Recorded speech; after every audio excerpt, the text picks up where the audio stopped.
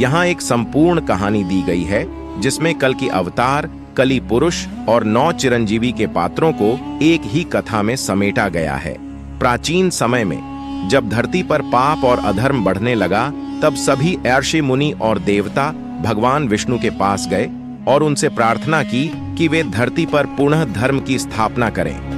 भगवान विष्णु ने कहा, जब कलयुग अपनी चरम सीमा पर होगा और धरती अधर्म से भर जाएगी, तब मैं कल की अवतार के रूप में धरती पर जन्म लूंगा।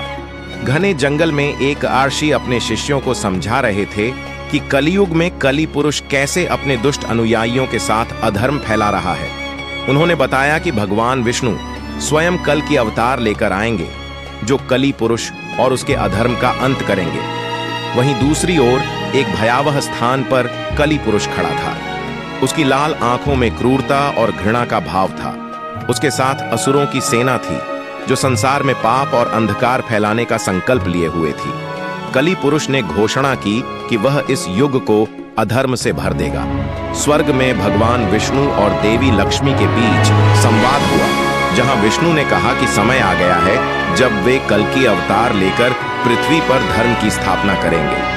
देवी लक्ष्मी ने उनका साथ दिया और उन्हें आशीर्वाद दिया कि उनका अवतार सफल हो। जमीन पर कल्कि का प्रकट होना अद्वितीय था।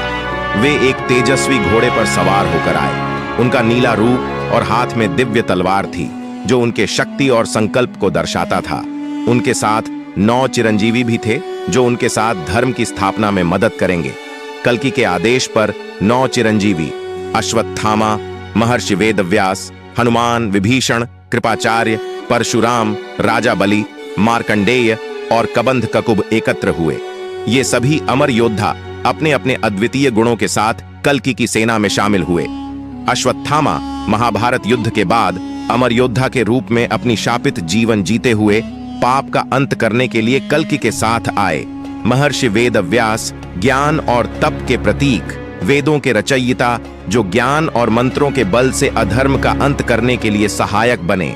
हनुमान जो शक्ति और भक्ति के प्रतीक हैं, अपनी गदा और अदम्य साहस के साथ कल्कि के साथ युद्ध में सम्मिलित हुए।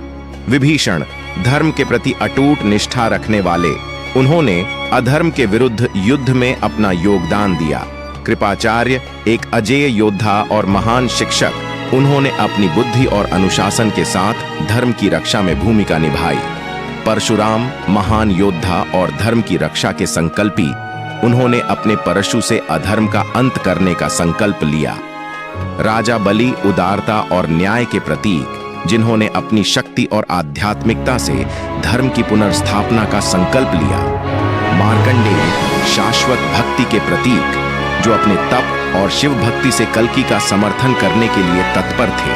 कबंध ककुब अपने शाश्वत ज्ञान और अनुभव के साथ, जिन्होंने धर्म की जीत के लिए सहायक भूमिका निभाई। कल्कि और 9 चिरंजीवी ने मिलकर कली पुरुष और उसके असुर अनुयायियों के खिलाफ युद्ध का बिगुल बजाया।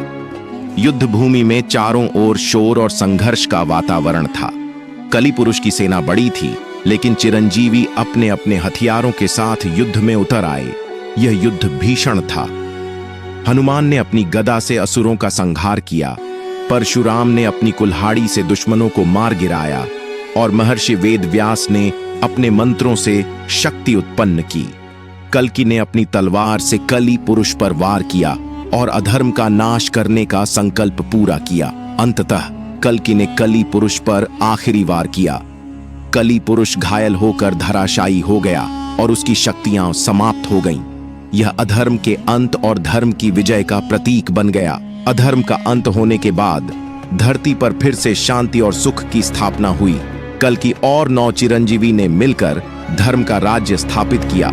लोगों ने सुख और संतोष के साथ जीवन बिताना शुरू किया। यह धरती अब फिर से स्वर्ग के समान हो गई। इस प्रकार कल के अवतार, 9 चिरंजीवी और कली पुरुष की यह कथा धर्म की स्थापना और अधर्म के अंत की अमर कहानी है।